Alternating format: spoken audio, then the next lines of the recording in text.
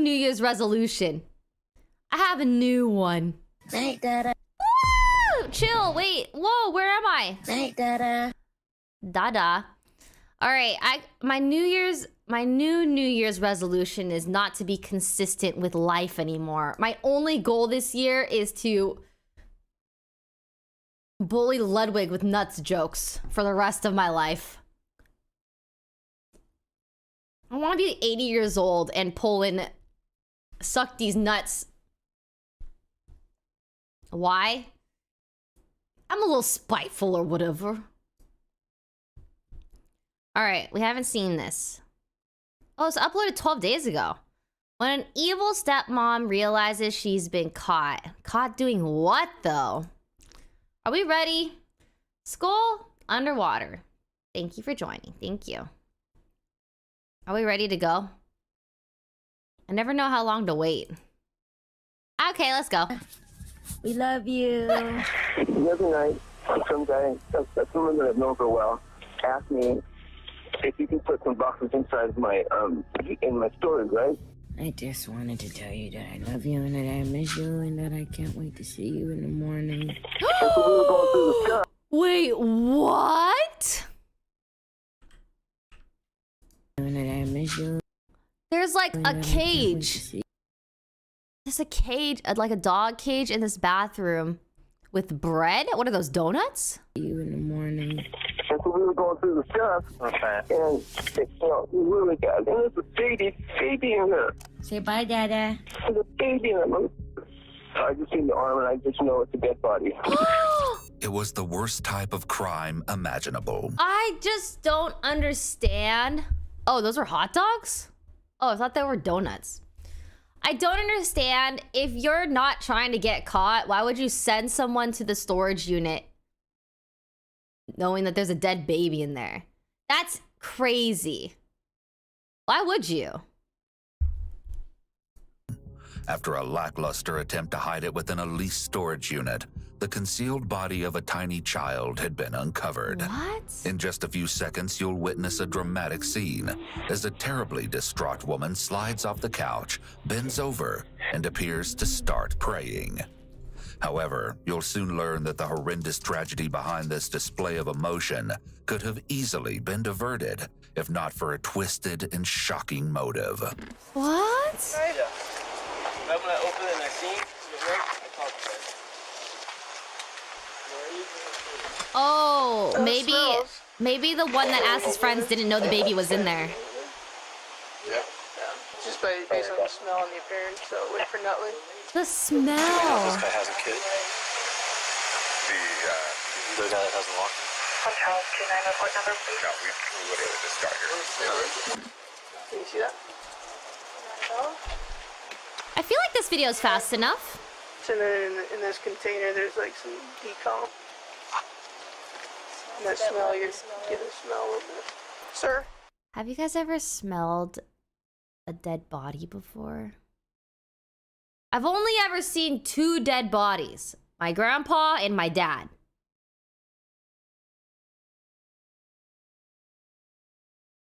.15 is better? Okay. Does it... As a nurse, yes. Does it smell different than a dead animal? Is there a different... Like, does it... Is it distinguishable is my question. Let's go to 1... Oh, wait. Where am I? 1.15. 1.15. Okay, we'll see if this is too fast. I also thought the speed was okay. It's awful. Oh. If this is too fast, I'll put it back to normal, but it's not too much faster.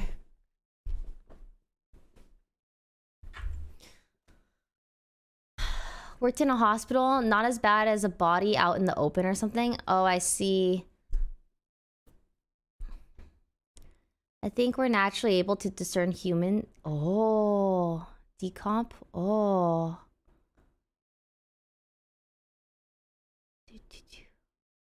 Diet dependent? Oh, maybe. Oh, goodness. Blech. Ray, a little too interested in this? No, I'm not. I feel like I am averagely interested in this. I know for a fact that this is normal, right? I don't know for a fact, but I'm pretty sure. Oh my gosh, hi 30 pigs. I feel like I saw you a super long time ago. Curiosity is normal. I feel like being educated in the matter is important, you know?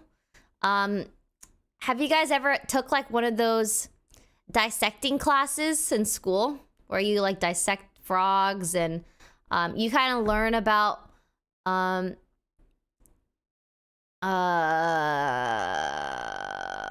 what's that class called? It's not called dissecting class. What's it called? Anatomy! Yes, anatomy. That's the one. Yeah. You know, kind of learn about the things and stuff. Is it you and your wife that you live here also? Anatomy and biology. There's there. The responding officer is securing the area and awaiting the arrival of the sergeant so she can bring him up to speed.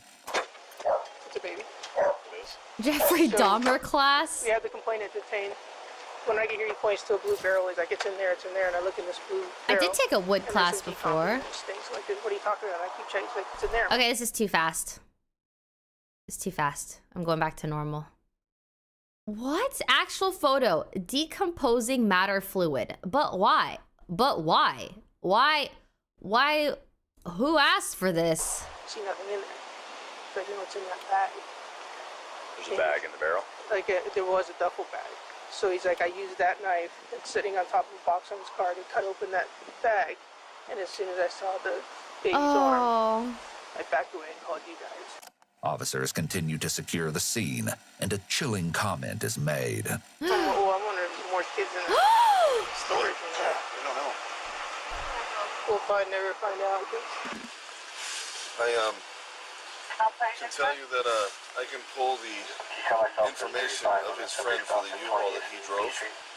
The U-Haul was driven by another subject? Well, that's what he said. He said that's why they came back to look tonight, because he drove all the way here from Reno with only 3 boxes in it. That'd be phenomenal. If you could get the license plate, that would be great. I'll know everything about that as soon as I can get the guy's name. We got a name of Tyler, but No last name? would that guy have checked in with you when he got here? No, but if I can get a roundabout of where he rented in Reno, Tyler is not a very uncommon name. Well, how would you end up having that? Oh, because it's U-Haul. It's U-Haul. Hey, Joe, how long have you known Tyler? I first met him when I was in rehab in Lodge in Woodland. I first met him about 18 months ago. He started working there. 18 months? Monday when that big box, whatever that is, in there. Okay, with the blue thing in it was Yeah. Monday. Okay. Yeah. And then later on, you brought the stuff that's in the other unit? Yeah, because I called him. I go, what's wrong with you, dude? Why are you so damn suspicious? And why, bring a buck? And I told him, I go, if you're trying to get caught, because I thought it was drugs. Right. If you're trying to get me caught up or something, because I just barely got off from going to get a bunch of Right. Yeah, this was 12 days ago. Uploaded 12 days ago. Or are you gonna get me in trouble? He goes, no, I promise you, there's nothing in there. Okay. But he was acting weird though, and then to rent a U-Haul with 3 boxes, that was really weird too. Okay. Yeah, that What's is the weird. situation? Okay. For those of you tuning in, we just started. Title is When an Evil Stepmom Realizes She's Been Caught. All we know so far is that there's a storage unit. A dude called his friend to do something, get something from the storage unit or something. Dude finds a baby.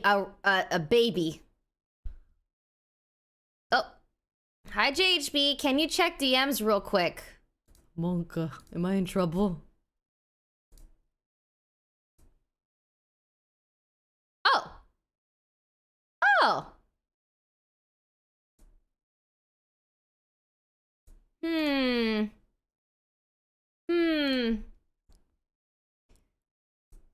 Well, can I ask chat? I don't know. Okay, JHB is making a Heart Thieves happy birthday post for me, and he's asking for my preference, and I just don't know. This is option 1. Cute, very cute. It's very red. Unapologetically thieves. Wait. And then this is option 2. This one's more blue. Blue or red? I like this one because I'm looking at the camera, I think. Red is definitely more Valkyrie, though, that's for sure. Hold on, let me... But I think the... I don't know, I can't tell. Okay, poll time.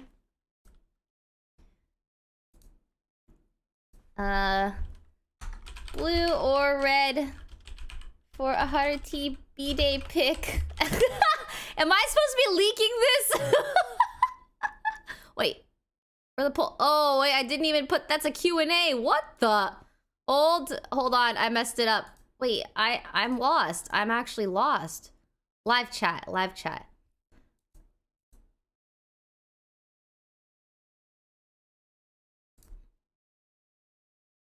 Hold on. I got this.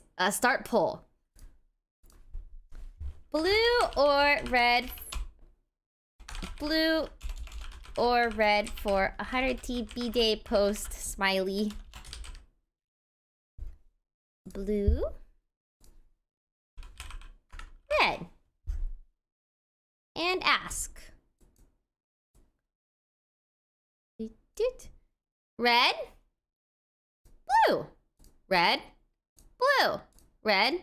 Blue. Red. Blue. Red. Blue. Red. Blue. Red. Blue. Red. Blue. Red with blue pick? Oh. Why not both? Okay, wait, I think... Oh, it's because in this... Okay. But then the background will be... But the thing is, the background will be blue. Because this is red because I was wearing the red sweater. Or the red jacket. This is blue because I was wearing the white sweater. So it might be impossible to do.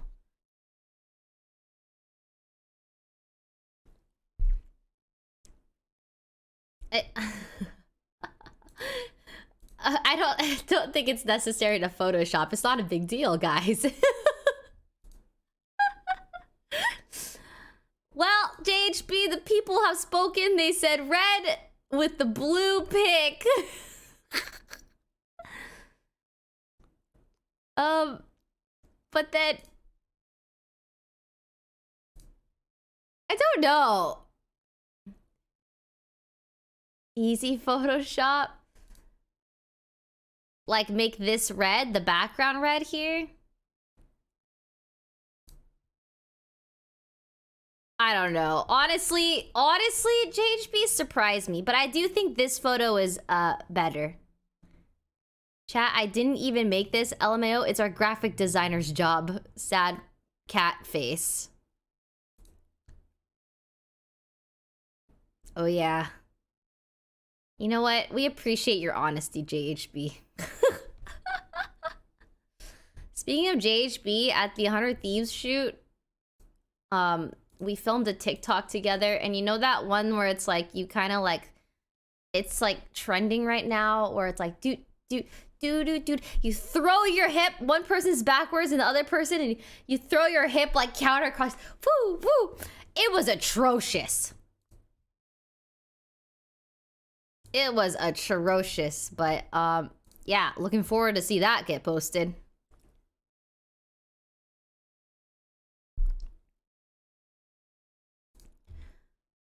Yeah, I think me looking at the camera is better. But I do think red is more Valkyrie for sure. Thanks, JHB. Oh, we got so distracted. Okay, I'm ending the poll. Wow, you guys are so active. Like, more than half the people here actually voted. That's cool.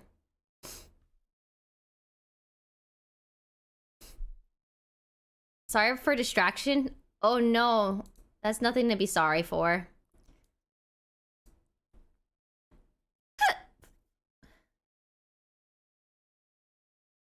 Okay. Red is Valkyrie's color and 100 Thieves and YouTube. And you know what's crazy? I don't even like the color red.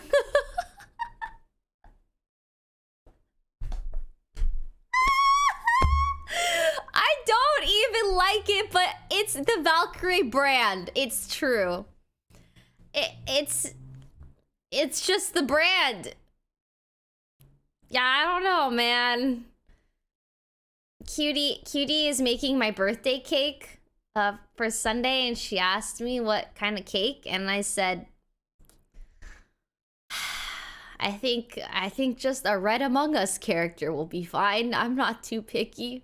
I'm sure the stream will like to see a Red Among Us character, something stupid. And she said, say less! I was like, yeah, Red Among Us is fine.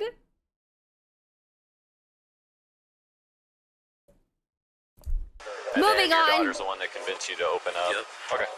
What nationality do you think Tyler is? Trying to block that spotlight from your Thank face. you. I think Actually, I'll stand right over here. I think it's black or Puerto Rican, something like that. Is he darker than you? Yeah. Darker than you. Well, not really darker than me. It's kind of like different shades of dark. Okay. So he's probably about like my height, and he weighs probably like 150. So he's slim and short. Okay. Do you know anything about him being married or anything like that?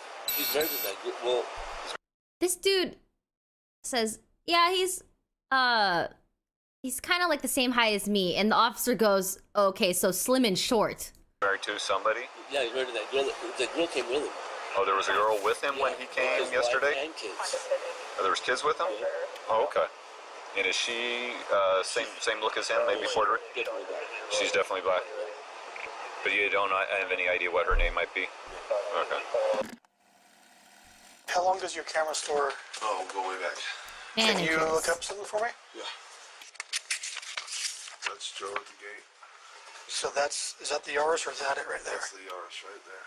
Okay, Thanks. but not the guy we're interested. How do I hit pause? Oh, just right there. Oh, you gotta be on it. Okay. Make a mental note of the white car, as this will be important shortly. Phone number to the guy we're looking for. Do you have it? Yeah. We need it so they can look up the number and get the name right here. So he's from Reno. Yeah. Tyler, Driver's 24. license. Ooh. So Friday the 11th, they showed up with the van and the hatchback. The hatchback. And then the 14th, the hatchback is with Joe. Okay. So they ran his phone number through the computer system. This is what they came up with. So they got his driver's license number and everything.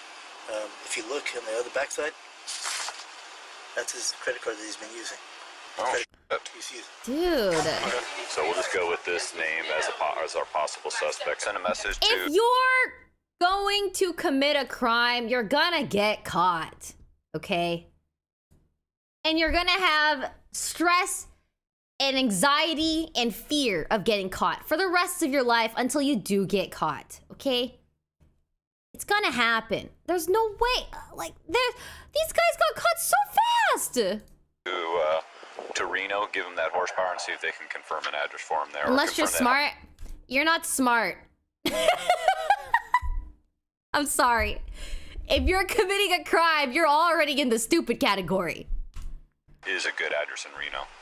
Have the supervisor send a message over there. So what is her story as to why they decided to check things out today? Wasn't she the one that was telling her She's been trying to convince her dad the whole time. that something was wrong with the boxes? No, he was not acting right. And She has no she relationship. just thinks something's weird about him? He's acting paranoid. Festival, thanks for Okay. joining. Really Carly, nervous, thanks for really the 5 paranoid. gifted. They leave. Thank all you. three. Yeah, she convinces dad, hey, that dude's weird. We need to go over here and look and see what those boxes are. Okay. So she convinces dad to come over here. They come down here together to look inside those boxes. Carly with the 10 gifted again. Thank Good you. vibe from him. Sacramento's CSI and homicide units have just discovered that a most dreaded class of cases has landed in their laps. Based on the driver's license information provided by a manager of the storage facility, law enforcement has set their sights on a young man by the name of Tyler Anderson. The 23-year-old resides in Reno, Nevada. The Sacramento police Slam Jam, thanks for the 23 months, and said, yeah, if we ignore the thousands and thousands of cold cases that exist, all the criminals get caught, LOL. Okay. I don't like your comment, but yeah, you have a good point, okay? I admit, that's a good point. There are a ton of cold cases. There are, which is really sad. I'm not happy with your stupid sarcasm, but touche, motherfucker. Police department contacts their counterparts in Reno, Nevada, and it is soon established that Tyler is married to 23-year-old Avriana Anderson. Sad, thanks to Around 25 months. Same time, back in Sacramento, police discovered I'm not that happy Tyler's about it, phone but is you're pinging right. nearby. He's soon located and taken into custody. The Reno Police Department's Robbery and Homicide Unit dispatches 2 detectives to the apartment of Tyler and Avriana at Thanks, approximately TP. 1:30 p.m. on May 16th, 2018. The day after first responders were dispatched to the horrendous scene at the storage facility. Okay, I'm sorry, I wasn't paying attention. Facility. Law enforcement has set their sights on a young man by the name of Tyler Anderson. The 23-year-old resides in Reno, Nevada. The Sacramento Police Department contacts their counterparts in Reno, Nevada, and it is soon established that Tyler is married to 23-year-old Avriana Anderson. Married. Around this same time, back in Sacramento, police discover that Tyler's phone is pinging nearby. He's soon located and taken into custody. The Reno Police Department's Robbery and Homicide Unit dispatches 2 detectives to the apartment of Tyler and Avriana at approximately 1:30 p.m. on May 16th, 2018. The day after first responders were dispatched to the horrendous scene at the storage facility. As Avriana grants the detectives entry to her Reno residence, the convoluted horror story slowly begins to unfold. Even at first glance, the apartment is noticeably unkempt. A mattress has sprung across the living room floor, and the kitchen is filthy and littered with spoiled food. I will wait until you unsubscribe, Fast Air. Go ahead. Unsubbing, you pause video, talk pointless things too much. Everyone wave goodbye. Goodbye. Goodbye. Avriana agrees to travel to the main station of the Reno Police Department, where she will be interviewed by the detectives. Tyler, on the other hand, asks for an attorney shortly after a Sacramento detective informs him of his rights. It's not until July 5th, 2019, after more than a year has passed, that Tyler emerges to explain his long-awaited version of events. Shortly after his arrest, though, he alluded to everything in a recorded prison phone call with his mother. I hope that the truth comes out. It's going to come out. Like I said, it's going to come out, and it's not going to be what everybody wants to hear. It's not going to be pretty, it's going to be the truth, and it is what it is. Until then, detectives will enter the interrogation room to speak with Avriana, and the process of untangling this tragic mystery that transformed a storage unit into a horrific crime scene will get underway. Oh, baby. Avriana is situated in a room that doesn't appear to be typical for an interrogation. It should be decorated as minimally as possible, but it appears that Avriana was brought into a soft interrogation room that's usually reserved for victims of a crime or children. Yeah, this is the most decorated interrogation room I've seen. It's possible that Avriana is aware that she's being recorded or that someone is watching her, so she's trying to garner some sympathy before the interview has even started. In any case, Avriana will soon reveal exactly why it is that she's not feeling well. And let's just say it's not due to some sort of stomach bug. Gather or collect something, especially information or approval. Why not just say game? The detectives are seated directly in front of Avriana with no barrier, such as a table, between them. Collect. This will allow them to fully observe her body language. The detective wastes little time. After a bit of small talk and rapport building, he gets down to the reason for this meeting.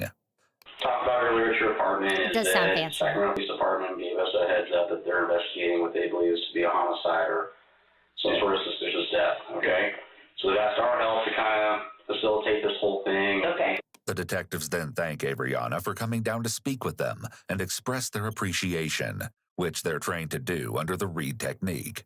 This makes the suspect more likely to want to continue being seen as cooperative. Of course, her level of cooperation will be subject to change as the detectives begin to press her for more information. The main thing I want to talk about, as my partner explained earlier, was your recent travel to Sacramento. Okay.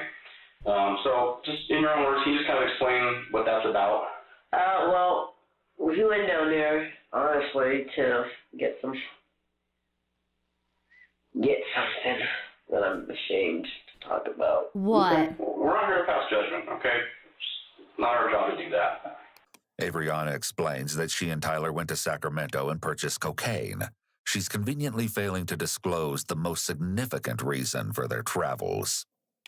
The detectives are aware of this, but they play along and attempt to make Avriana comfortable by behaving very casually and stating they're not judging her for her admission. When did you guys go down? I don't remember the exact day, but it was damn near the day before yesterday. Okay. What did you guys go down in? When? What did you guys take down there? I think my husband took a dresser. Just a dresser? A few days ago. A dresser. I want to see interrogations in HD. Okay. They continue on the subject of the dresser, and Avriana has confirmed that their children went along on the trip as well. Make a note of this, as it will be important later. Where do you guys end up taking the dresser to? To his friend's storage or something like that. Do you know where that was? No. I don't know the city. I don't know exactly. Which city was it in? Sacramento. In Sacramento? Yes. Okay. Do you know who this friend was No, I don't know. That's how we're getting separated. You know, I don't really know him, I guess. Avriana may be trying to distance herself from Tyler, possibly because she's planning to blame him for everything. Her potential defense being that she didn't know anything about what he did. Right. What did you do yesterday?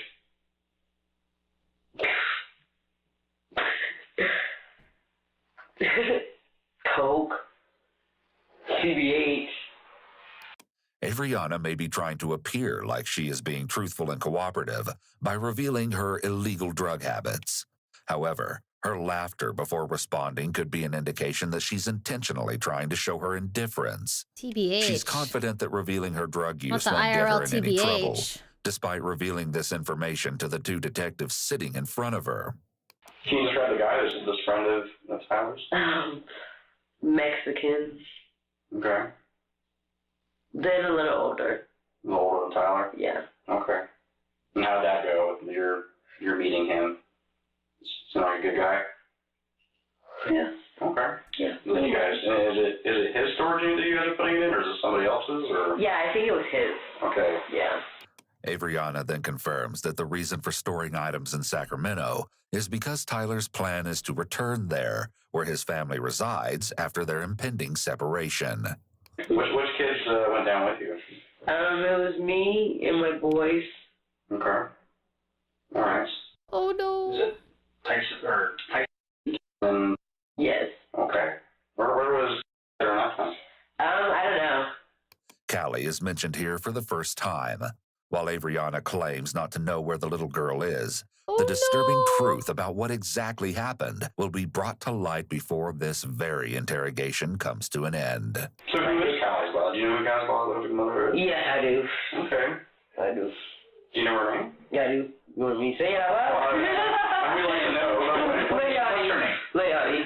Leonie? Yes. How long has Tyler had custody? We've had custody of her since, it's been about 6 years. Okay. Because she's about to be 6. Oh. So since she was baby? Yeah. Okay. She's all around TBH. Okay. She's all TBH. around. Because that's the kind of person she is. Alright. She's all around. Drama. Yeah. Always drama. Avriana definitely makes no attempt to hide her disdain for Leonie, Callie's biological mother. Tyler is more forthcoming with regards to Leonie and how their daughter Callie came to be. It's July 5th, 2019, more than 13 months after his arrest and Avriana's account. I was with Leonie in Sacramento, staying with Brett when she got pregnant. Just a couple months later, Avriana came along and Leonie had already left the picture. I met Avriana in February of 2012. Started hanging out with her, right, spent my time with her. Found out that she was born in September. Told Avriana about it. She got upset, right? We got into this big fight. So I started using cocaine, and then... At this point, Tyler violated his probation that had resulted from past substance abuse. I went to a treatment program, New Foundations. So, staying with her mom.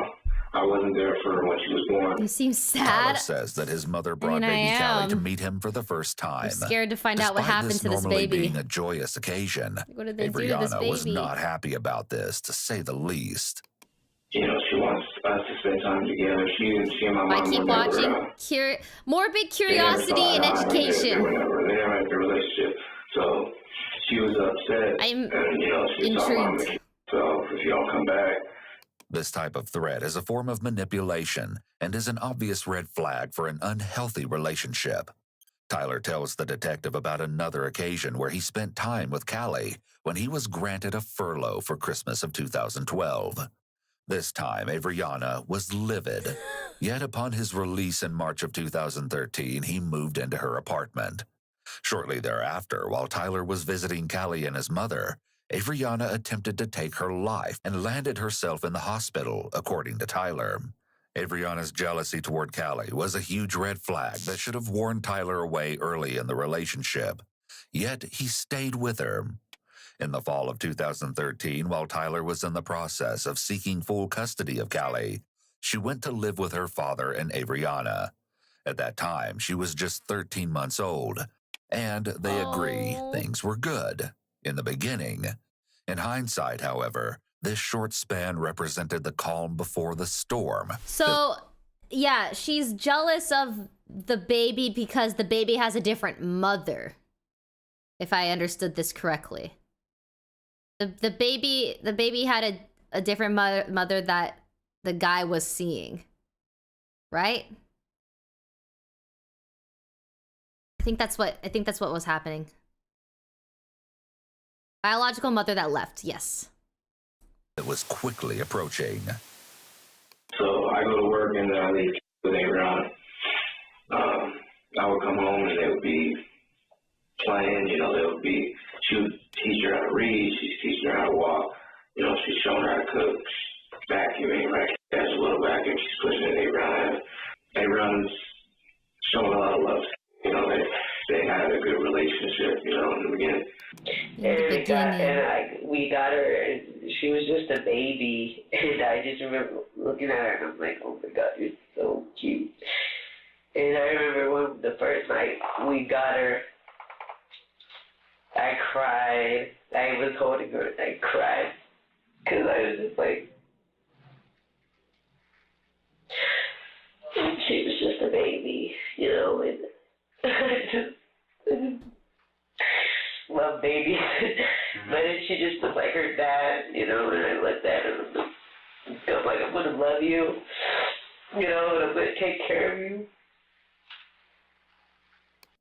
Avriana presented an idea to Tyler sometime in early 2014. I think that we should get married so that we can solidify your chances of getting full custody.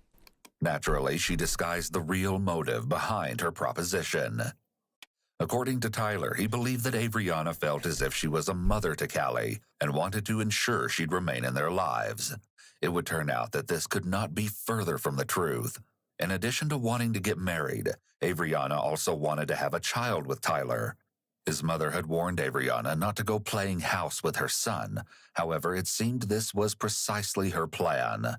A baby would further bind them together, and the already volatile situation would continue its trajectory toward inevitable disaster. Despite any trepidation Tyler may have felt, he went along with Avriana's plans. The medication that she was taking, her bipolar depression medication, was probably the reason why Yes. Okay. It's so important to know.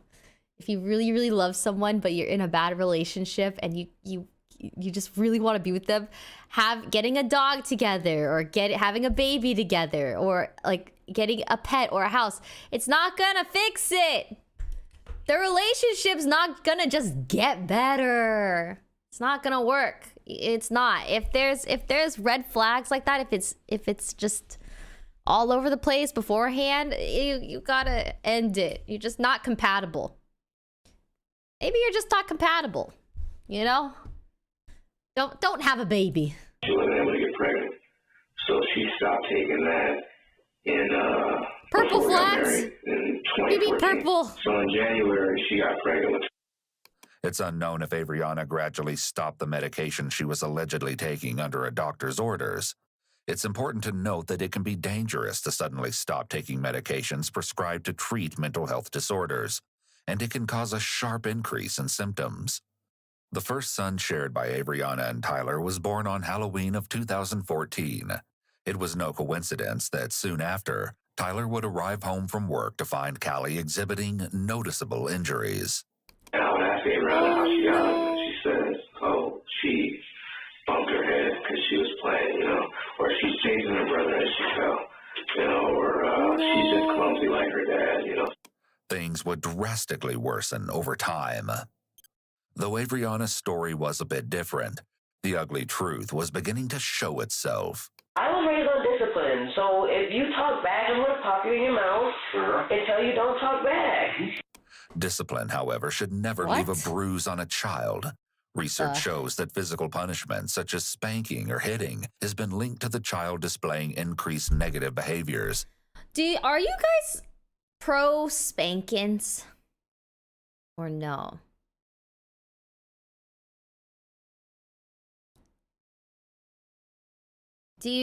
How were you guys raised? Timeouts in a corner? A chancla?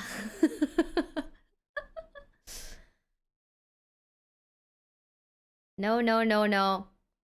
I think grounding is the way to go. Like, you just take away stuff. You have to earn privilege. Earn the right to be able to play video games. Do some chores or something. Learn how to work around the house. A belt?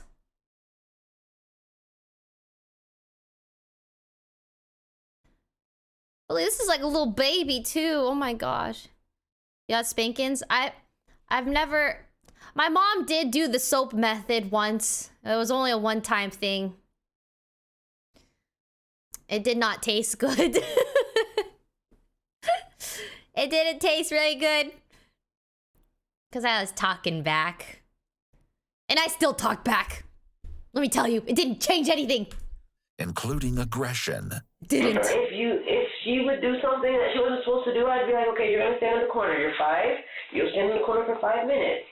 Type stuff, like how I was raised. That's what, that's how I was raised. So I only go off how I was raised. Avriana is clearly agitated. Her demeanor is confrontational and defensive.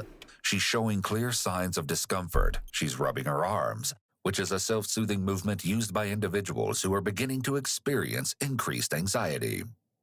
Tyler places blame for the abuse on Avriana as the primary caregiver. However, as her parent, he is legally and morally obligated to protect his child and remove her from an abusive environment. Tyler wasn't the only one who took note of Callie's injuries. His Aunt Maylene eventually contacted CPS. She claimed to have observed firsthand the physical abuse and neglect imposed on the little girl who was only 3 years old at the time. This particular chain of events started in April of 2015 when Tyler returned home from a day of attending college classes to find something quite unnerving. Left hand, it was Saran wrap. It had olive oil and Vaseline on it. It was a terrible sight. Callie's tiny hand had been badly burned. When Tyler allegedly inquired as to how the injury had occurred, Avriana claimed that the water was too hot that morning when she had washed Callie's hands. The explanation was completely implausible. It wasn't an honest mistake, Nah, you would but check the rather heat an first. intentional, cruel act. Ariana tells me, because her and my family are at odds, right? Always. They're on and off, on and off. So she tells me that I have to tell my family that it was my fault, you know, that I was the reason. Because if I don't, then they already think that she's mean to so they're gonna think that she's abusing her, right? I mean, they're too she nice, is they're abusive. too soft to their kids, they're too weak, right? You coward. Things like that.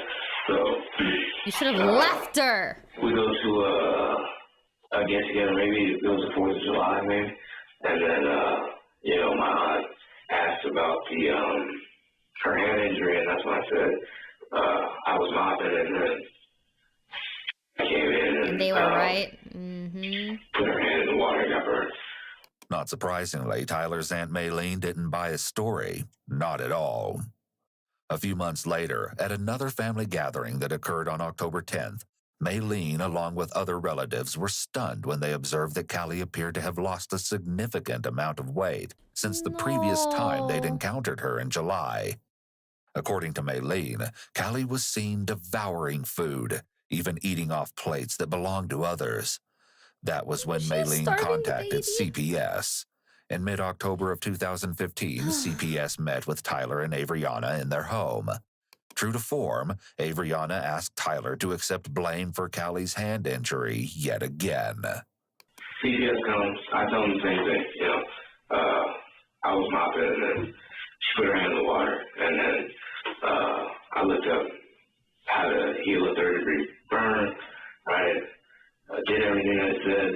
She was good to go, no pain. Thank you, Penguin. The fact that And Vodka, Avriana manipulated Tyler into taking responsibility for his daughter's burned hand and Tyler agreeing to lie to his family and CPS shows the dynamic of their relationship and, if true, how he potentially favored his wife over the well-being of his own child.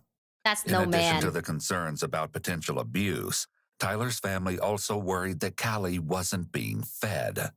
His people have said, his family has said that she wasn't eating enough or something like that, and I think that's another reason why they called.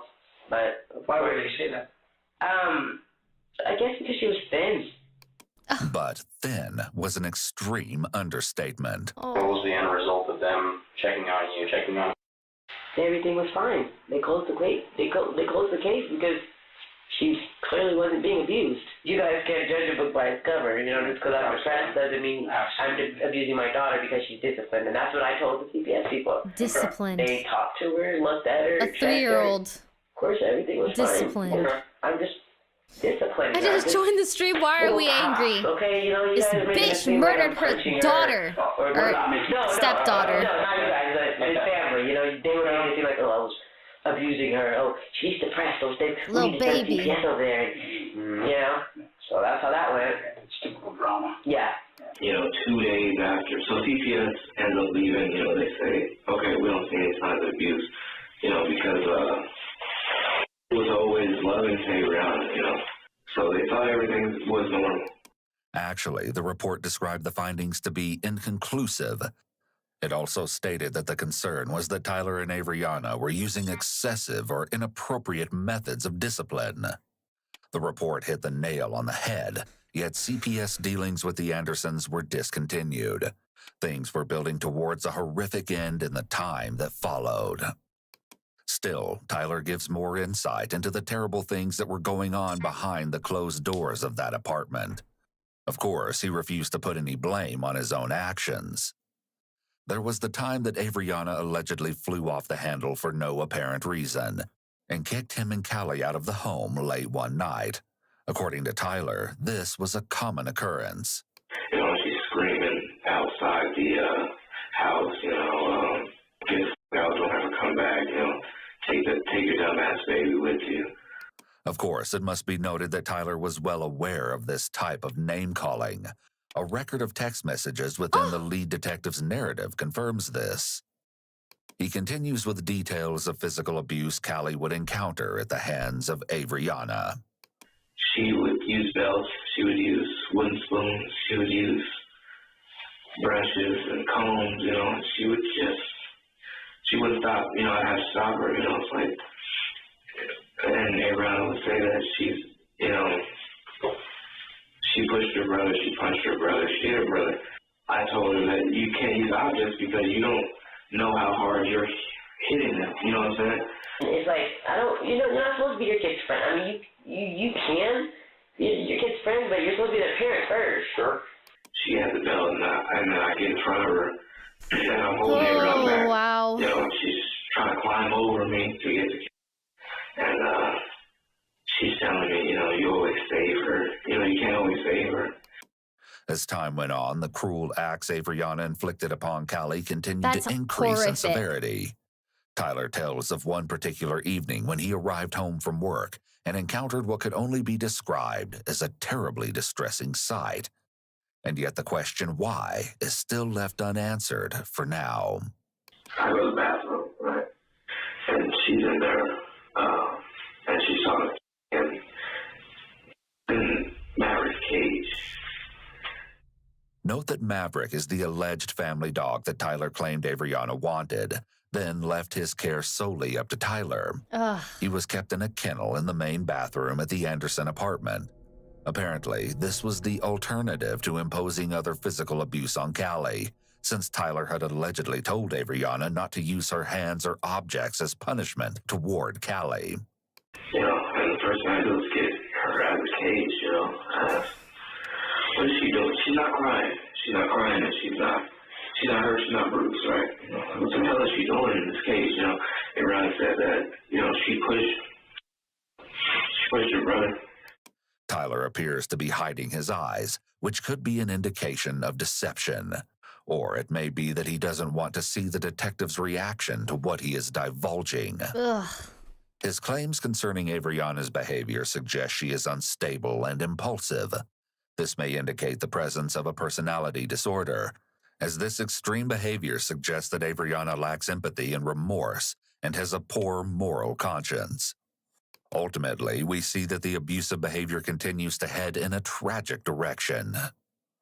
The detectives return to a troubling issue, which they glossed over previously: Callie's unknown whereabouts. Is that normal for her to be gone?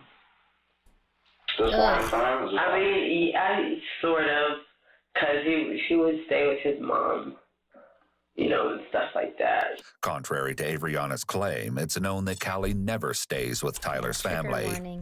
Things are beginning to become problematic for Avriana. They shift to Tyler and his involvement, or lack thereof, in the household, as he has been working 2 jobs. What were those like normal working hours usually? 10 to 9, 10 to 8, 10 to 7. Okay. Stuff like that. The fact that Tyler is away from the home for so many hours of the day casts doubt on Avriana's claims that he was the primary caretaker of his daughter. Things just aren't adding up. When did you actually last talk to Tyler? Today? Well, when? So it was 1? Avriana called Tyler around 1 earlier that afternoon. She'd just woken up. It just so happens that she was sleeping off her most recent round of cocaine. And you asked him where he was at that time? No. No? No. Didn't care? Or? I mean, I was half asleep, TBH, so I was like, I really just wanted to go back to sleep. Did Tyler ever tell you when he was supposed to come back home? I don't know, that I feel like that probably he could have been going to get her. Okay. Did you see where he was going to get her from? No. No. But detectives know that was definitely not the case. As they seem to have hit a wall, they light a little fire under Avriana. We just got we got a phone call and we got some information, more information. They're talking to Tyler, okay? Your daughter, well, she wasn't at somebody else's house, she was at your apartment this entire last week and this entire time. Since you guys have moved here, okay? Yeah. So she's living with you guys, right? It's the 5 of you. But she doesn't seem fazed. Despite their questions, the detectives already know the child is deceased. What they don't yet know, however, is what caused her death and to what extent Avriana was involved. I mean, they also need to determine the disturbing motive behind the death. She obviously did the most. They quickly touch on another important element to the case they are methodically building. Has she been sick at all recently? No, not that I know of. Been out of the doctor's office to get looked at for anything? No. Has she at all recently? No. Well, she's 5 years old, though. Yeah. When's the last time she went to any kind of a physical or any kind of doctor? Probably when we lived in Woodland. Okay. Of course, Avriana has another excuse as to why everything has deteriorated. She adds an interesting detail to her account of recent events. I've been absent lately. You've been absent? How do you say that?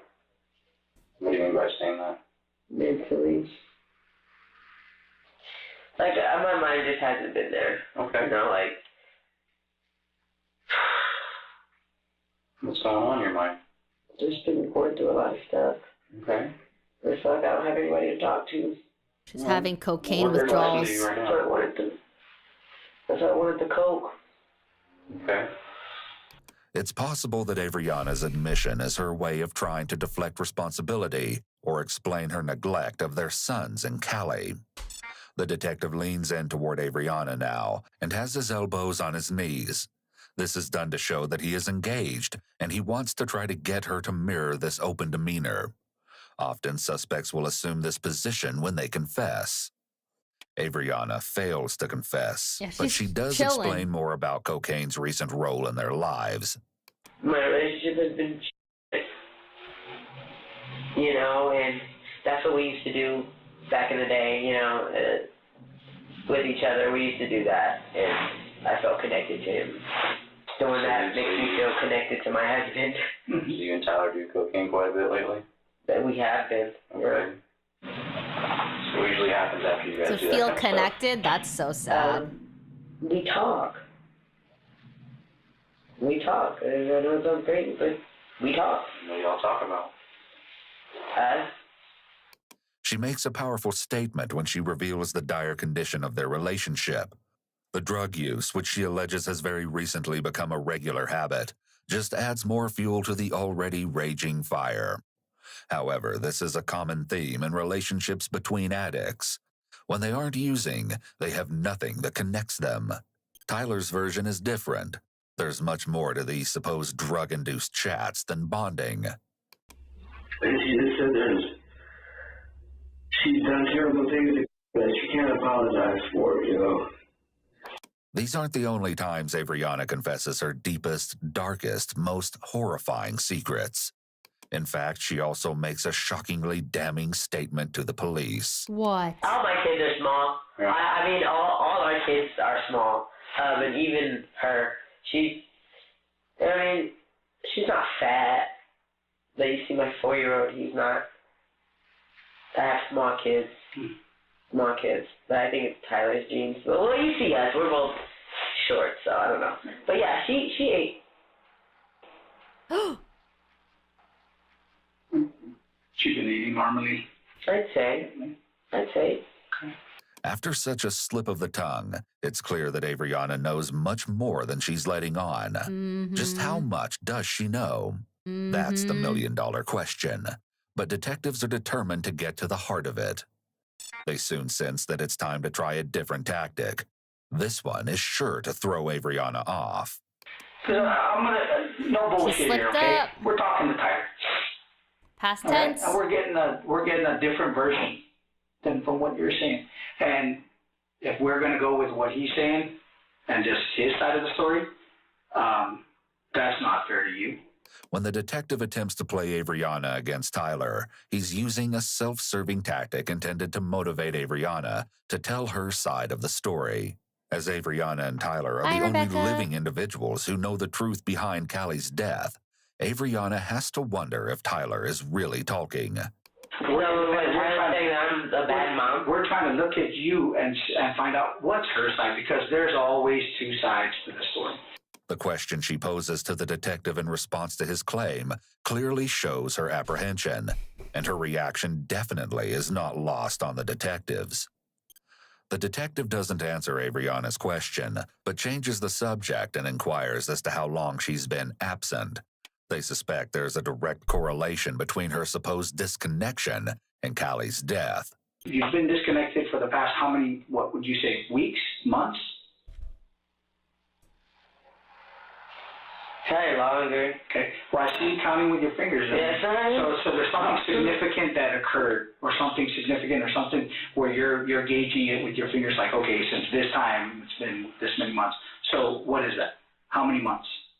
I mean, really, probably after I had my son. Okay. Avriana and Tyler's second son was born the previous October, 6 months earlier. It seems those last several months were quite a whirlwind. A new baby in addition to 2 other small children to care for, and all the while balancing a dark secret. Detectives are starting to make some headway. Avriana's story has suddenly changed.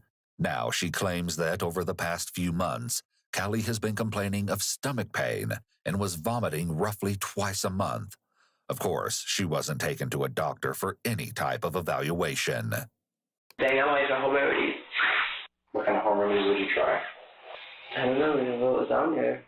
What was on the internet, I guess. Okay, so what did you try from the internet? As far as her throwing up? Watching what she ate.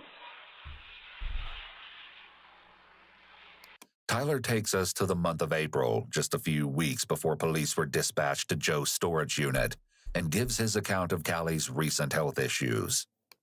You know, she looked up a lot of stuff online, and she said, you know, I'm a family doctor. You know, I take care of my family. I'm a stay-at-home mom. You know, that's what I do. You know, I can figure it out, right? So, How are you disconnecting yourself? How do you disconnect yourself from? I just let everybody else deal with her. I'm just like, okay. Like, I just feel tired. Mm-hmm.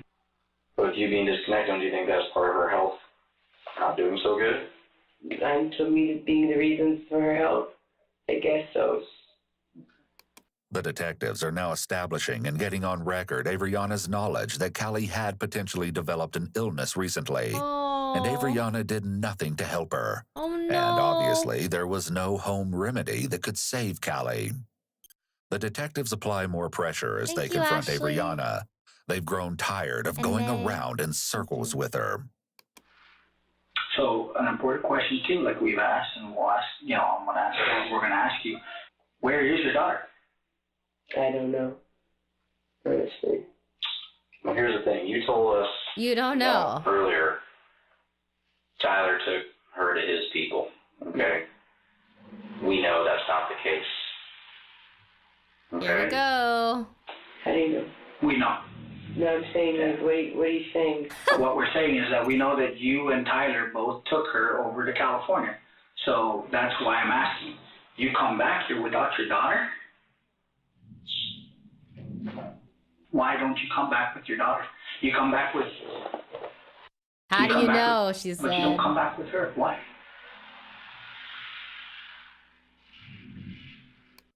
We see the detectives utilize a step of the read technique known as positive confrontation here. When they confront Avriana with the fact that they know Callie didn't come back from California, she averts her eyes and is silent. If she truly had nothing to do with Callie's disappearance, she likely would have adamantly denied it instead of sitting in silence. As Avriana appears to be contemplating something, perhaps a confession, she poses the next question. You guys talked to Tyler? Yes. Yes. And my concern with Tyler would be if he is saying something that is putting it on you. That's my concern. So I want to get... Is that what he's doing? I want to get your version and your side independently. The detectives finally make it known that her act isn't working. And, like Avriana, they're also privy to some horrendous information. So what do you guys know? Privy. We know about the bags. Ugh. We know about the barrel. We know about the storage unit. We know about the storage unit. We know about your trip. Okay. There's no going back at this point. It's out in the open now. So how did it happen? What happened? I don't know what. Come on. Shut up. Boo. That day or that night, what? Boo. What did he tell you? That's crazy. The idea of revealing what happened to Callie seems to bring up real emotion, but it may just be that Avriana is only concerned for herself and is aware that she's likely going to jail after this interview. The latter is a more likely explanation given her demeanor up to this point. It's also likely that she's thinking of her two biological children. That's what I'm trying to understand how you can have two of your own kids and then you have another baby that is, you know, you're not the mother of, but like your husband's kid. And they're all babies, 3 little babies. How do you not have empathy or care for that little baby the same way that you care your own?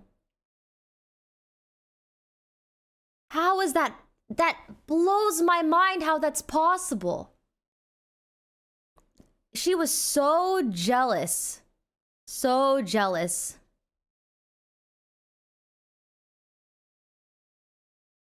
It's crazy.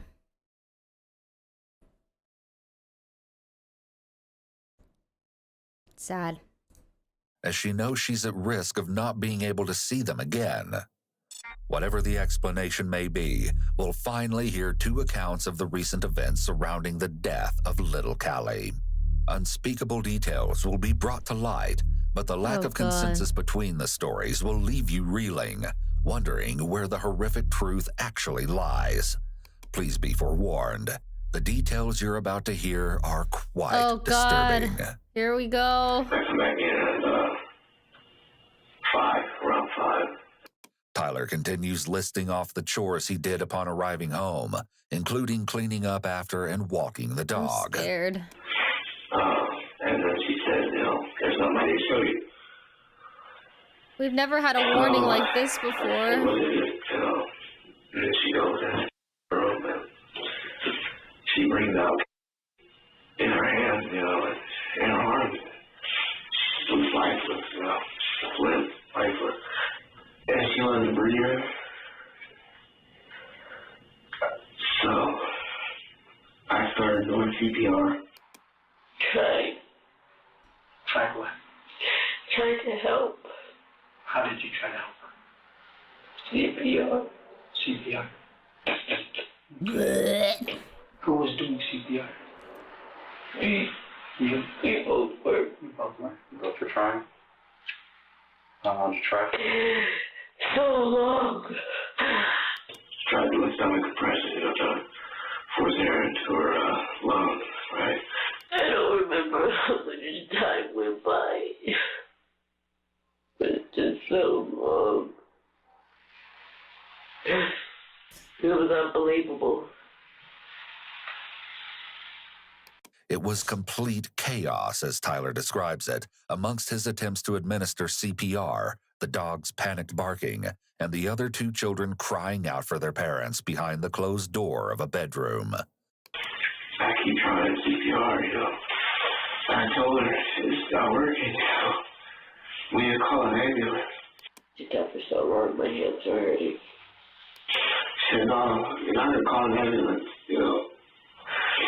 I can't go to prison, If you call an ambulance, I'm going to kill you, You have to save your daughter, CPR, You're certified, you have a card, You have to save your daughter. I was so upset with Tyler. Because he said he knew CPR. He said he knew CPR. You'd always talk about, yeah, I got my CPR card or whatever. Did you call anyone? Call 911? Why? Did you call like family or friends? Why not? Dude, I would have socked her right in the face if I was an interrogator. I said, I'm gonna call the ambulance, I can't help her, That's why I can't be an interrogator. She was at the pantry, or at the wall, and it's the pantry, whatever. It hits the floor, and Tyler then claimed that he attempted to leave the apartment to seek help from a neighbor, but Avriana blocked the door and prevented him from leaving. My heart's beating out of my chest, and I'm just talking, please breathe, please just breathe, If she's not breathing, it's not working, she's not responding, she's not talking, her eyes are open, but she's not blinking, I don't know how much time passed, between that and when I stopped, maybe it was an hour and a half, maybe it was 3 hours, I don't know. It was too late. Eventually, you know, I put my ear to her heart, you know, I thought I heard her heart stop beating, you know. She was dead, you know. I don't know. There was just a lot going on, but she was dead, you know, and I'm holding her in my heart. She's dead, you know. And I started, you know, crying. Saying that I let her die, you know, I couldn't save her. That was my fault. Avriana stepped away and checked on the other children at this point. So I go, and I have a duffel bag, I put it in a duffel bag. Who took care of that? Me. So you didn't put her in the bag? Did he tell you what he was going to do? Avriana had tended to their boys while he'd placed Callie in the bag. After they were settled, she went to the bathroom to smoke. Maverick's in there, and she called me in there. So kind of walk us through what was the game plan, or what did you guys come up with? It wasn't really a plan. She's asking me, you know, what are you gonna do, Tyler? What's your plan? You know, this is your fault. You gotta fix this. I told her I need to tell somebody. You know, I need help. You know, I need help, and she said, no, you're not gonna tell anybody. What? If you tell somebody, her brothers are gonna get taken away. You know, this is God's plan. You know. Though Tyler and Avriana both allege that there was really no plan to handle the situation initially, the efforts to cover up Callie's death commenced immediately. They began by removing evidence from their home, including the rug where Callie lay during the alleged CPR and a sweater of Tyler's that he placed over her when it was confirmed that she was dead.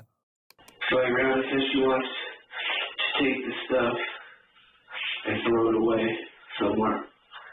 And she's not going to allow me to stay because she doesn't trust me. You know, she thinks I'm going to call the police on it. So she said, you have to come with me so that I know that you won't turn me in, you know.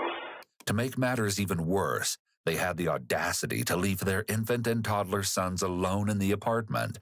In addition, Tyler has admitted to committing the crime of tampering with evidence by disposing of the items in a dumpster.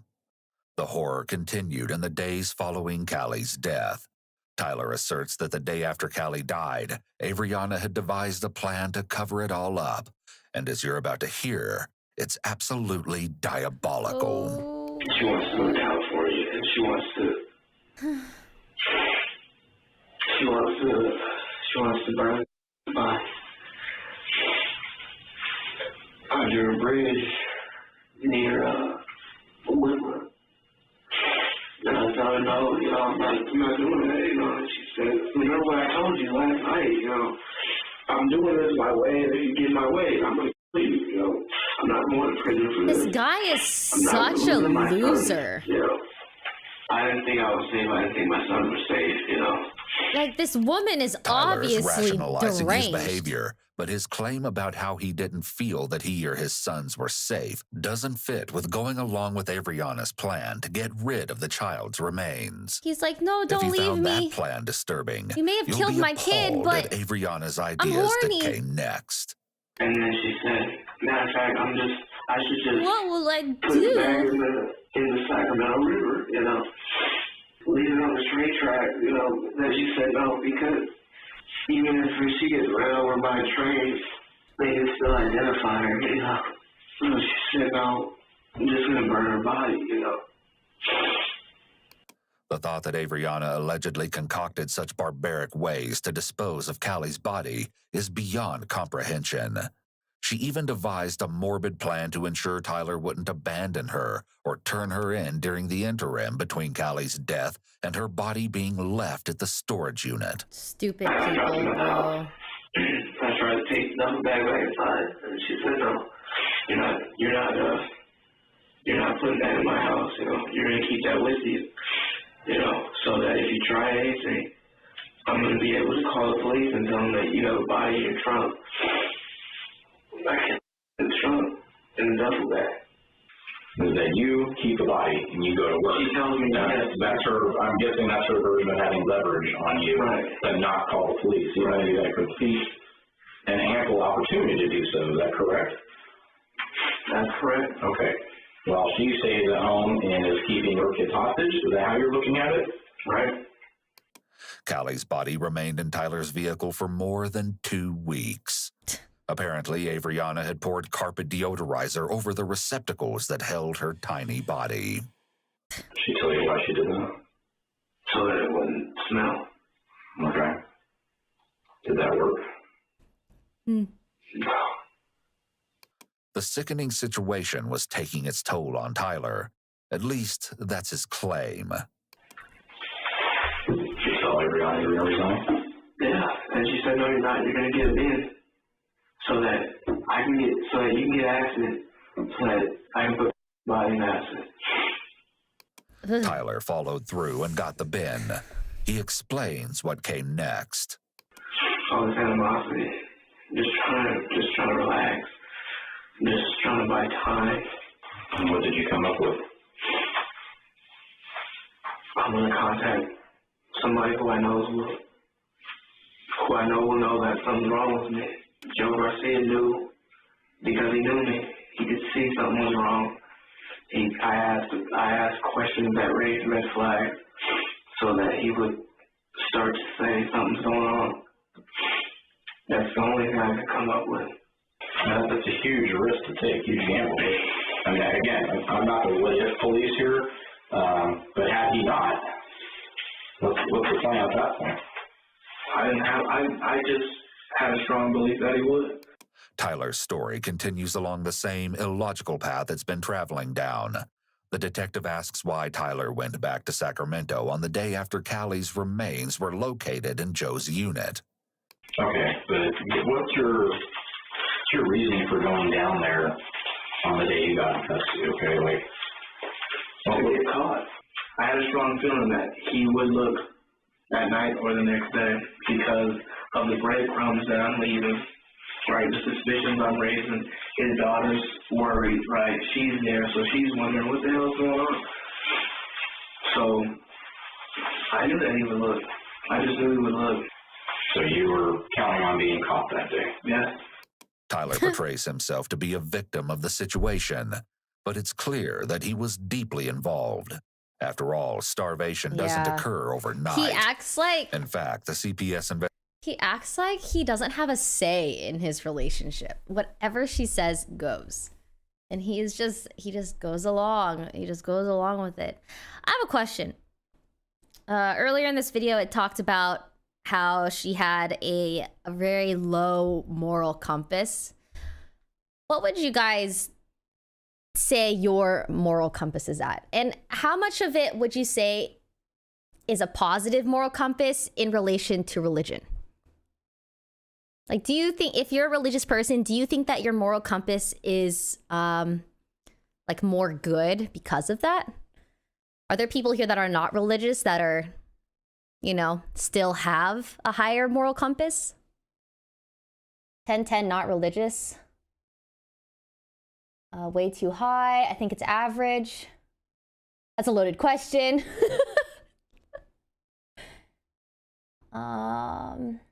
Pretty balanced. I'm not religious. Just a yes.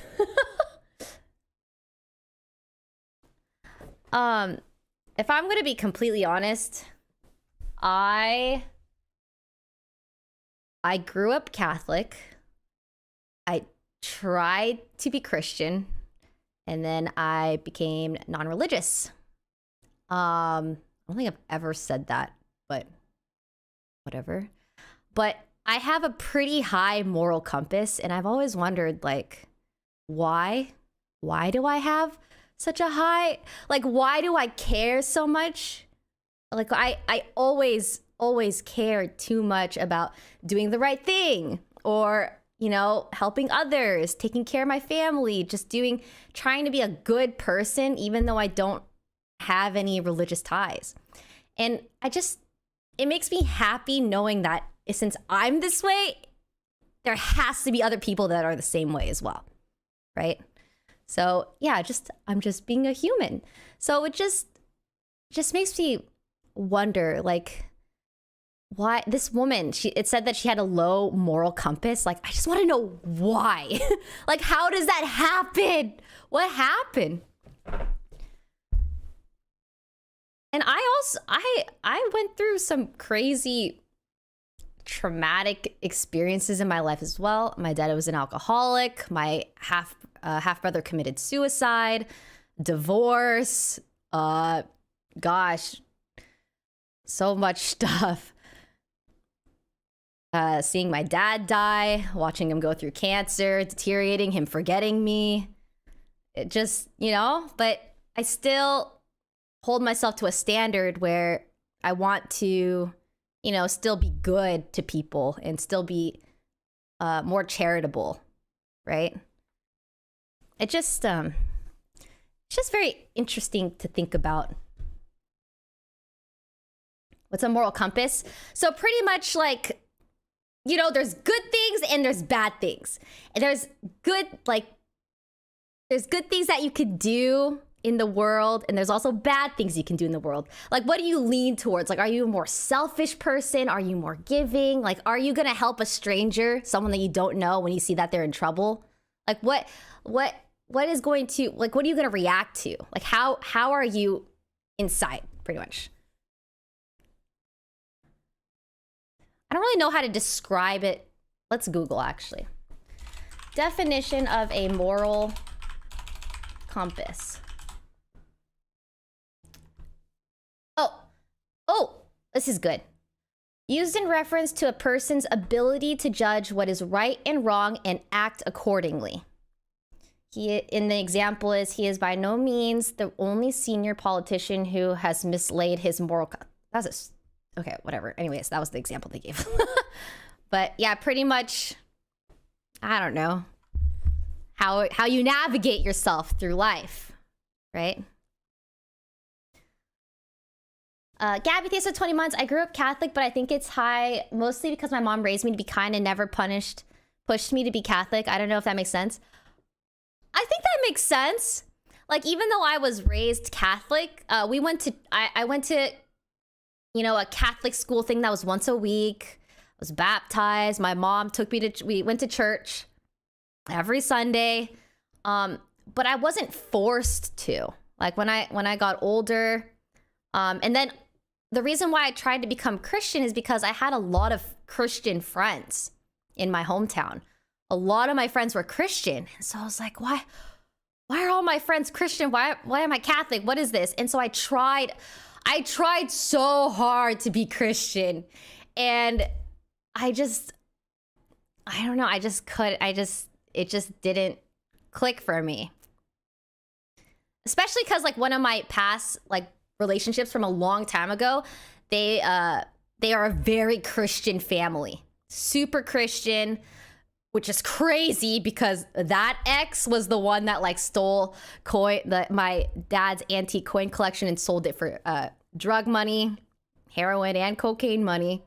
Like, was living at my dad's house, just, like, not working. I was, like, supporting him in that way. Cheated. Yeah, so it was crazy because they were super, super religious, but you're not acting very religious, boy. Let me tell you. Oh, yeah. I don't know. I guess it just depends on literally how you're raised. How are you raised? My parents were very loosey-goosey. They always were fighting about money. Alcohol. My dad was drunk, like, every night. But my dad wasn't ever physically abusive. He was always just fighting with my mom, though, verbally. I'm very thankful he wasn't, like, physically abusive. But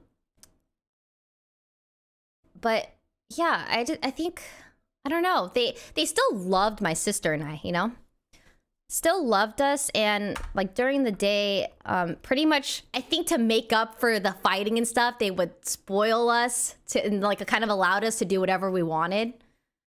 It's kind of like how my childhood went, pretty much. I thought Chattery knew that story. I've talked about I've talked about my half brother committing suicide. I've talked about a lot of things. I think the only thing I've never really talked about is my religious standings. So your mom raised you?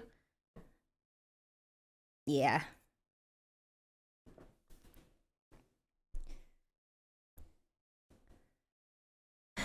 Religion is no guarantee for morale. Yeah, that's true.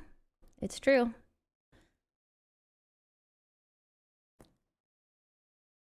Charlotte, thanks for the 19 months. Thank you. Okay. Moving on. Investigation confirms that there were concerns about Callie having been malnourished years before she died. Evidence is clearly suggesting that this was no accident or illness, but rather a calculated plan. In addition to information detectives obtained from the CPS report and the interrogations, 2 compelling accounts from witnesses emerged. Both revealed the horrifying true story about what actually happened to Callie behind the closed doors of Avriana and Tyler's apartment. Oh, I also want to state that although I am not religious, I still appreciate religion for what it does do for people. I do understand that religion does give people hope. I do understand that there's there's a variety of religions. I don't discredit anyone's beliefs. Like whatever you believe in is valid. It's fine. It's not. I just want to make that clear. I've always been this way. Like even when I was in middle school. You can say it's not true. You can blah blah. It doesn't matter. It just doesn't matter. I like the way I view it, honestly, and I think I'm a good person. I think that's the most important thing in life is, are you trying to be a good person, regardless of whatever religious belief you have? It all began when Jayla, an old friend of Avriana's, traveled to Reno for a visit in early December of 2017. So Avriana would get with Jayla and start to drink, and they call me in the middle of the night, not in the middle of the night, like 11 p.m., 12 maybe, to come pick them up, take them back home. Jayla sleeps in the living room, and then Avriana and me are in the bedroom. Thanks, Miranda. Is that it? Yeah. Except Tyler left a few important elements out of his story. I lay? No, please. Investigators that no more I lays. In the apartment, but she never saw it. Or was in her room. Okay. She has Avriana. Avriana told her she was in daycare. Tyler is likely rubbing his foot in an attempt to release nervous energy. He's feeling uncomfortable about discussing where Callie supposedly was during this visit. Where was the dog at? The dog was in the cage in the bathroom. Okay. Did you let her see the dog? No. Because we just got it, and he was not very friendly at that time. However, it just so happens that Avriana had described the family dog quite differently. Did you give the kids? Oh, yeah. Maverick? Not a vicious dog? No, he's not vicious. Not at all. Not at all. Sweetest little boy. So sweet, but he gets on my nerves. Tyler's claims that they kept their dog caged within the bathroom and that Cat it was never right seen now. or heard by a house guest isn't okay. plausible. I started the it. detective digs deeper I into opened the issue the of box. Callie's whereabouts during Jayla's visit. It'll pass. It's At the okay. time that you were at the apartment, Tyler, did you ever look at her room? I was sleeping. At all hours of the day? When I was there. But Jayla stayed the night, right? Yeah, she left in the morning. Okay. It was roughly 1 month after Callie's Hands up body in was chat. found Oh my that God, I just Jayla threw my spoke ring. with the detective. Her story was chilling. Jayla stayed at the apartment for only one night, But it was more than ample time to observe that things were terribly wrong. Of the apartment's 2 bathrooms, she was only permitted to enter the one located in the master bedroom. The other bathroom was strictly off limits, as Tyler and Avriana were housing their vicious dog Maverick within the confines of its walls. Oh, At least that's the excuse Tyler and Avriana had concocted, according to Jayla. It's interesting to note that this completely conflicts with Avriana's previous statement that Maverick is the sweetest little boy and great with children. Jayla never saw the dog nor heard noises from him while there. She also never saw Callie, but did see Tyler and Avriana's little boys, whom Avriana doted on. Jayla attested to the fact that Avriana harbored hatred toward Leonie due to the pure and simple fact that she had given birth to Callie. Tyler, having gained custody of Callie, wasn't enough. In her efforts to deprive Leonie of merely watching her little girl grow up from a distance, Avriana forbade any posting of pictures and videos of Callie on social media. This behavior Jayla describes as definitely consistent with the idea that perpetrators of domestic violence often show very jealous and possessive behaviors, evidenced by her feelings toward Leonie. During Jayla's short visit, the two also met up with Tyrese, an acquaintance who had attended high school with both women. The detective caught up with him several months later in January of 2019. And boy, did he have a scandalous story to tell. He told officers that he and Avriana allegedly engaged in an affair from December of 2017 through February of 2018. Tyrese estimated that they had secretly met more than 20 times at Avriana and Tyler's apartment. Part of his story mirrored Jayla's. He, too, was forbidden from entering the Sorry, but this is such a good... Sorry, Dakota asks, what term is good and bad if not religion? If not religion, then the majority determines good versus evil, and they've been wrong many times. I'd love to hear a genuine conversation. I guess for me, I think that I would never want to be... I treat people how I want to be treated. Good. I do things that I hope, you know, like I would want people to also do for me. Like if I'm in danger in public, for example, I would hope someone would save me. Like go out of their way to help me. If I need help, I hope someone helps me. You know? I think that's pretty much like what good is. Like doing things that, because I think maybe it's just empathy, really. Empathy? Just being empathetic. Caring about how other people feel. Even like caring about doing things for people that may not necessarily benefit yourself as well, I guess. Main bathroom. Avriana's excuse at this time was that it was dirty and messy. Unlike many of her other statements, this particular one held some truth, based on the condition of the apartment when the detectives arrived to speak with Avriana. Tyrese stated that he witnessed the two little boys in the apartment during his visits. However, he never saw so much as a trace of Callie. According to Avriana, she was at Grandma's house. Of course, we know this to be a lie. Evidently, Tyrese had been following the media's reporting on the case. At one point during his interview, Tyrese broke down stating, "She did that. That is so wrong. Did that for so long. She would not let me in that room." With these two witness accounts in mind, there is a strong possibility that Avriana and Tyler kept Callie imprisoned within the main bathroom. I mean, maybe they pretty sedated obvious, her with medication right? so she wouldn't cry and couldn't be heard by Jayla or Tyrese. Oh my It's also a possibility that Callie was so sick due to being chronically malnourished that she wasn't physically able to yell or cry, and Avriana and Tyler didn't want anyone to bear witness to her alarming physical condition. Oh, in addition to neglect, Callie's subjection to cruel, relentless abuse was, sadly, the only life she ever knew. Shortly after Callie's death, Tyler reveals that he and Avriana used cocaine, during which he alleged Avriana revealed her deepest, darkest secrets and the truth about Callie's death. She would, because I would call when I would be at work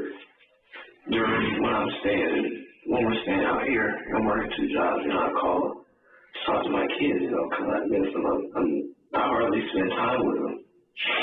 And she said that she would leave in her room, you know, and when I called, she would go in there and she'd get out of the phone and she'd be, I'd be on speakerphone and she'd be telling me what to say to me, you know, that she's playing with her brother and that she's eating, you know, that she's watching TV. And around said she would have her live and she would leave her in there. Leave her in where, I'm sorry? In her room. And then, you know, she said she would cry out for you. And Abraham would go in there and tell him, your daddy doesn't love you, you know. Nobody loves you. Oh my God. Your birthday doesn't even love you, you know. Your daddy doesn't love you, and if he did, he'd be here with you. So shut the f up, you know. She would close the door on him. What a... This gut-wrenching account of emotional and verbal abuse would be extremely damaging to a child. Callie likely felt very isolated, as if she was an outsider. Wasn't she like 3? You know, when I was 5 at this point. In Reno, in Woodland, and then around the stage, she bumped her head, or, you know, she fell, or she was playing with her brother. And around said that she would be physically abusing her, you know, and she would make her lie to me. And she would put poor baby. Frozen vegetables. She would put frozen vegetables on her to try to make the bruises go away before I get home. But she would cover them up. It's possible that Tyler knew about the abuse the whole time, but is claiming that he only found out the true extent of it after his daughter had died, as he may think that makes him less responsible for what happened. Yet the detective shows Tyler a sequence of photos that will make it even more difficult for Tyler to plead ignorance to the horrors that were occurring inside the home. Poor baby. This was a living situation. The weeks after death. Are you saying, was it like this? Yeah, was it like this? No. Was it like this when you left that morning? Wasn't this bad? No. Is there a reason why this piece of furniture is blocking the bathroom? I was in her room.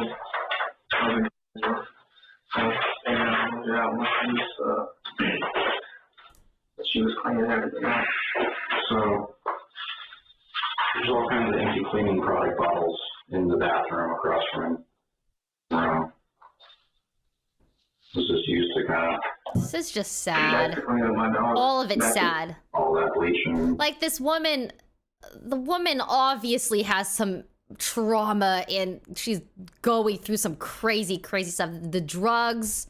This dude too, he can't, I don't know, he like can't stand up to her. He's like, they rely on each other so much as well. It's just awful, awful, awful.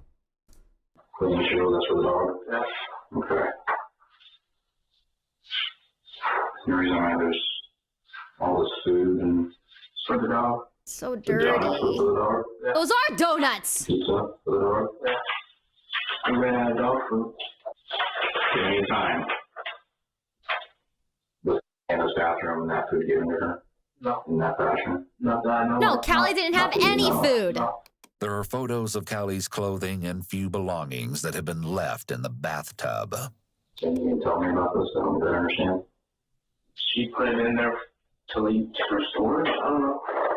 I mean, were you going in the... You said you take care of the dog every day, right? Right. And you go in this bathroom where the dog crate is, and the dog is in the crate every day, correct? Mm-hmm. And when you go in the bathroom, are you seeing belongings in there? Yeah. You did? Not all this stuff, but yeah. Clearly, it's very possible that the crate and food in the bathroom were for Callie and not the dog, Yeah, it's who obvious. seems to be the scapegoat for some of the compelling Don't evidence. blame the dog. Even the existence of a dog still isn't entirely clear. The detective asks Tyler the direct question he's been building up to. Do you think deep down she hated her? Or do you think that she had some sort of animosity with her, even after all these years. She always said I'm supposed to have your first child, and I can never. Oh, there was never actually a dog? No, there was a dog because earlier in the video it said when they were trying to give Callie CPR, it was very chaotic because the dog was barking and the two kids were crying. So there was actually a dog, right? Because that's what I was going off of. Like earlier, it said that there was a dog barking, and the two kids were crying while they were giving CPR. I see myself being with a man who has a baby, and I'm not a stepmother. They claimed, like not that. confirmed. She Oh, makes us okay. do this, she's not a stepmother. And That was his story. your Got it. grandbaby should have been the first. Yeah, okay.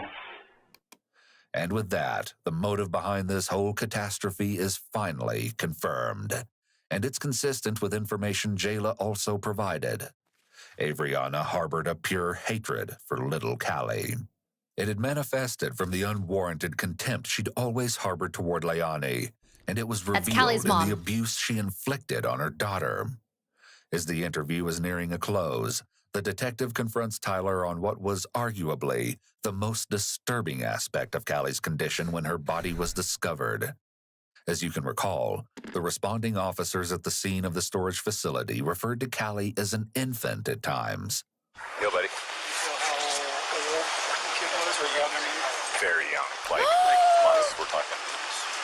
Months? We're talking That's how small she was? 6 months-ish or less. Oh, so definitely born in your life for a while. She was Wearing, 5. like, looks like jammies or something like that. She didn't look sickly to me. She wasn't a skeleton. Horrifyingly so, Callie was a mere 16 pounds, according to the medical examiner. Clearly, she was the size of an infant, at just a few months shy of her 6th birthday. Oh my God. She died an excruciating death of starvation that was a long, drawn-out process. It's likely the misery spanned 3 agonizing years. What the fuck? With this revelation, Avriana's interview isn't ending in the way she'd hoped, as you'll see. Here's the deal. Oh man, We're if still on I our was in investigation. there, you'd have to We hold as me detectives back. have to do our due diligence for the sake of this entire case and for the sake of. Monster. Okay. There's still some things that we need to wait on for the autopsy and things of that nature. But at this moment in time, right now, we're going to go ahead and book you at our county jail, okay? For child neglect. You don't know For child why? neglect. Okay? Tell her again. It's going to be your charge. All right? Stop crying. Ah! What's that? I want to die. Because now I'm away from my kids. Bro, I am mad. I don't know all that he said, okay? Start that way for what he said to the other detectives down there, okay? He can tell you guys.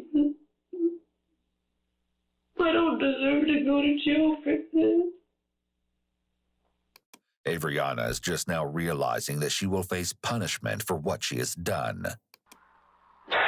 Oh, but what did I do to deserve this? What did I do, God? I've done everything that you've asked me to. I've done everything that you asked me to, God. Why do I deserve this? Not once in all the hours of interrogation did Avriana show this kind of remorse for Callie. This emotion is only for herself. In the end, there was a small semblance of justice for the little girl whose life had only consisted of suffering. Tyler eventually gave up on his claims of ignorance and reverted back to his original story. He pleaded guilty to second-degree murder and was sentenced to life with the possibility of parole after 10 years. Good. Avriana Enoch, formerly Anderson, prior to the couple's divorce in August of 2019, had a different outcome. She stood trial in late July of 2021 after a judge rejected her proposed plea agreement. On August 5th, she was convicted of first-degree murder and was sentenced to life in prison with the possibility of parole after 20 years.